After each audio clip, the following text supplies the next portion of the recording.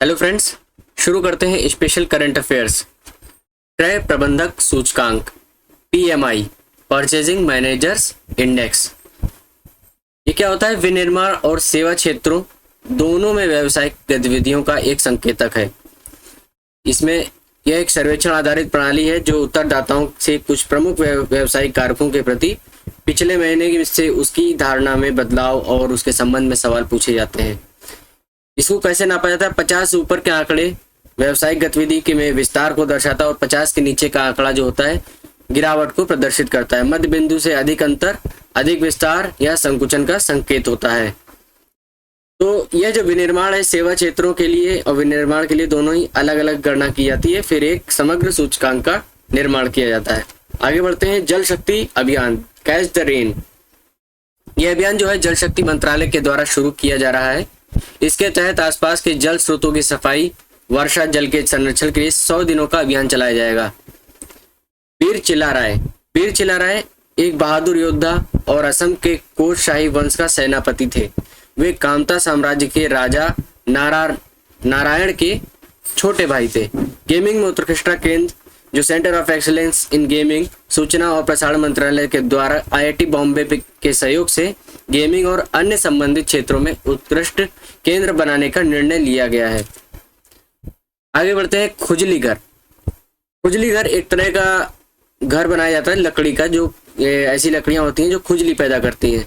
तो ये किस लिए बनाया जाता है? ये अपराधों को रोकने के लिए, उस पर लगाम लगाने के लिए पारंपरिक रूप से सजा देने का तरीका है। नागालैंड के कुछ गांवों में इस सजा को दोबारा से जीवित किया जा रहा है। इन खुजली वाले पिंजरों को नागा भाषा में खुजली घर कहा जाता है। हालांकि प्रत्येक नागा समुदाय में इसका अलग अलग नाम है। जैसे अपने यहाँ जो भारत की स्थिति है वो जगह जगह पर बदलती रहती है, वहां पर भी थोड़ी जगह पर ही कई नाम इसके रखे हुए हैं, जगह जगह पर नाम बदल गए हैं। तो इस पिंजरे को आमतौर पर गांव में आमतौर से मोरंग या कुंवारों के वास गृह के सामने किसी एक मुख्य स्थान पर रखा जाता है, जिससे कैदी को पूरा गांव देख सके। यह पिंजरा जो है कौन सी लकड़ी से बनाया जाता है? मसांग फंग नाम है। मसांग फंग की लकड़ियों से बनाया जाता है और यह एक स्थानीय पेड़ है। इसको छू जाने से त्वचा में जलन होने लगती है। तो सोचिए, अगर उसमें वो जो अपराध करने वाला उसको रखा जाएगा तो उसको कुछ ना कुछ तो अकल आ ही जाएगी। ऑस्ट्रेलिया की सबसे पुरानी आदिवासी शैल कला। हाल ही में ऑस्ट्रेलियाई आदिवासियों कलाकारों द्वारा 17,000 साल पुरानी पहले बनाई गई एक कंगारू पेंटिंग को ऑस्ट्रेलिया की सबसे पुरानी रॉक कला के रूप में पहचान की गई है। पश्चिमी ऑस्ट्रेलिया के किम्बरली क्षेत्र में एक रॉक शेल्टर की ढालू छत पर 2 मीटर लंबी यह कलाकृति एक प्राकृतिक शैली में चित्रित की गई थी। इस शैली में अक्सर जानवरों के वास्तविक आकार को चित्रित किया जाता था।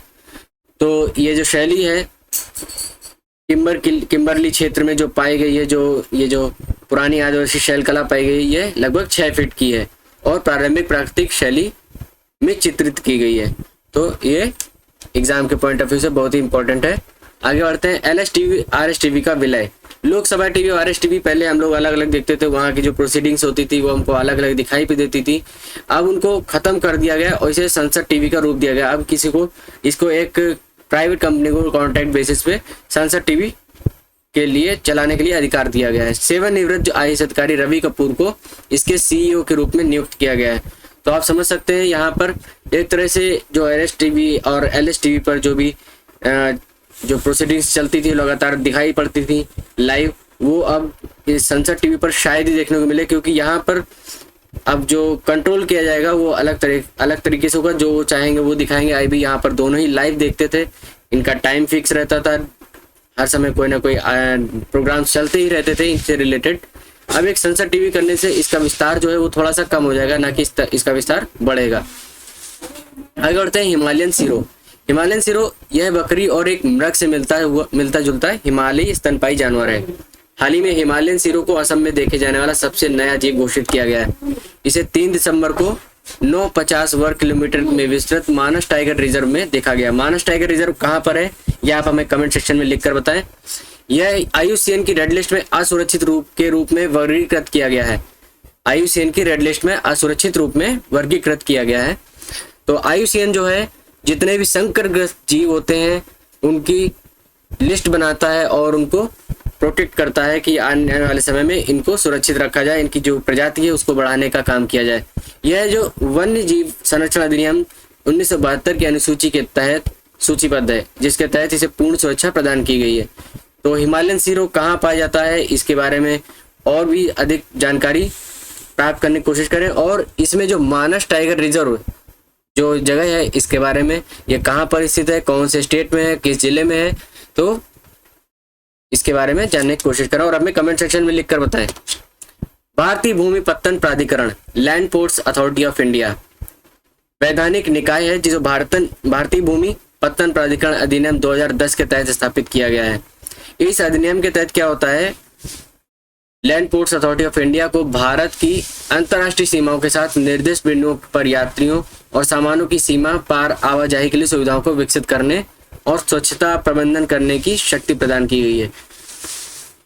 तो ये बहुत ही अच्छा कदम है जिसमें यात्रियों और सामान की जो आवाजाही होती है उसमें सुविधाएं देने के लिए land ports authority of India काम कर रहा है। तो land ports authority of India किसके अंडर में, कौन सी मिनिस्ट्री इसको रेगुलेट करती है, कौन इसके मिनिस्टर हैं, तो इसके बारे में हमें कमेंट सेक्शन में लिखकर बताएं। स्वच्छता सारथी फेलोशिप, प्रमुख वैज्ञानिक सलाहकार कार्यालय द्वारा स्वच्छता सारथी फेलोशिप का शुभारंभ किया गया है। इसका उद्देश्य अपशिष्ट प्रबंधन, मतलब जो कचरा है उसके प्रबंधन के लिए मौजूद चुनौतियां जो है वैज्ञानिक जो है टिकाऊ तरीके से निपटान के लिए काम कर रहे हैं। नगर निगम कर्मियों, सफाई कर्मियों, स्वयं सहायता समूह और सामुदायिक कार्यकर्ताओं और छात्रों को मान्यता प्रदान करना है। यह जो फेलोशिप है वेस्ट टू वेल्थ मिशन का हिस्सा है। तो वेस्ट टू वेल्थ में जो मिशन है वो कब चलाया गया, किसके द्वारा चलाएगा और कौन सी मिनिस्ट्री इसको रेगुलेट कर रही है, उसके बारे में आप कमेंट सेक्शन में लिखकर बताएं। वेस्ट टू वेल्थ मिशन प्रधानमंत्री विज्ञान प्रौद्योगिकी और नवाचार सलाहकार परिषद के 9 राष्ट्रीय मिशनों में से एक है वेल्थ। और इसमें जो 9 राष्ट्रीय मिशन है उसके बारे में अगले जो वीडियो में हम चर्चा करेंगे। आगे बढ़ते हैं। समुद्री स्थानिक योजना, मैरीन स्पेशल प्लानिंग। भारत और नॉर्वे ने अगले 5 वर्षों के लिए समुद्री स्थानिक योजना के क्षेत्र में संयुक्त रूप से काम करने के लिए सहमति जताई है। तो नॉर्वे एक बहुत ही शांतिप्रिय देश है। नॉर्वे की स्थिति कहाँ किसके नजदीक में है, इसके बारे में देखें, कौन सी जगह पर है, यूरोप में है कि एशिया में है। यह 2019 में दोनों देशों के बीच हुए समझौता ज्ञापन के तहत भारत नॉर्वे एकीकृत महासागर पहल का हिस्सा है। परियोजना के लिए पायलट स्थलों के रूप में लक्षद्वीप पुदुचेरी की पहचान की गई है। उद्योग मंथन, वाणिज्य और उद्योग मंत्रालय के द्वारा संवर्धन और आंतरिक व्यापार विभाग, department of promotion of industry and internal trade के द्वारा आयोजित किया गया, जिसको उद्योग मंथन की जो हम बात कर रहे हैं। उद्योग मंथन भारतीय उद्योग में गुणवत्ता और उत्पादकता को बढ़ावा देने के लिए वेबिनार श्रृंखला जो है वो आयोजित की गई है। इसके तहत फार्मा, चिकित्सा उपकरणों, close circuit camera, electronic system design, विनिर्माण, नई और नवीकरणीय ऊर्जा, रोबोटिक्स, एरोस्पेस और रक्षा, इन सभी जो विभिन्न क्षेत्र हैं, जितने भी क्षेत्र हैं जो प्रोडक्शन से रिलेटेड हैं, जो इंडस्ट्री वगैरह और अदर प्रोडक्शन में लगे हुए हैं, उन सभी को बढ़ावा देने के लिए उद्योग मंथन का जो वेबिनार है वह एक श्रृंखला जो है आयोजित की जा रही है। आगे बढ़ते हैं। युद्धाभ्यास, ex desert flag fourth. Ex desert flag युद्धाभ्यास संयुक्त अरब अमीरात वायुसेना की मेजबानी में आयोजित एक वार्षिक बहुराष्ट्रीय युद्धाभ्यास है। एक्स डेजर्ट फ्लैग भारतीय वायुसेना पहली बार संयुक्त अरब अमीरात, संयुक्त राज्य अमेरिका, फ्रांस, सऊदी अरब, दक्षिण कोरिया और बहरीन की वायु सेनाओं के साथ अभ्यास डेजर्ट फ्लैग 6 में भाग ले रही है। नाग नदी महाराष्ट्र के नागपुर शहर से होकर बहने वाली नदी है। नाग नदी के नाम पर ही नागपुर शहर जो है वो बसा हुआ है। इस नदी के नाम पर ही नागपुर शहर का नामकरण कराया गया है। नाग नदी का उद्गम वाड़ी के निकट लावा पहाड़ियों से होता है। नाग नदी का जो उद्गम है वाड़ी के निकट लावा पहाड़ियां जो है वहां से होता है। यह काना पेंच नदी प्रणाली का एक भाग है। तो इसमें क्या है, नाग नदी प्रदूषण नियंत्रण परियोजना को मंजूरी दी गई है। राष्ट्रीय नदी संरक्षण योजना के तहत अनुमोदित इस परियोजना को राष्ट्रीय नदी संरक्षण निदेशालय के द्वारा कार्यान्वित किया जाएगा। आगे जो भी यहाँ पर थोड़ी सी कमी है, ये पहली बार इस वीडियो को रिकॉर्ड किया गया है, तो इसमें कुछ चीज़ें हैं जो अभी मुझे पता चल रही हैं जिसमें थोड़ी इन्फॉर्मेशन की कमी है, बट आगे उसको सुधार किया जाएगा।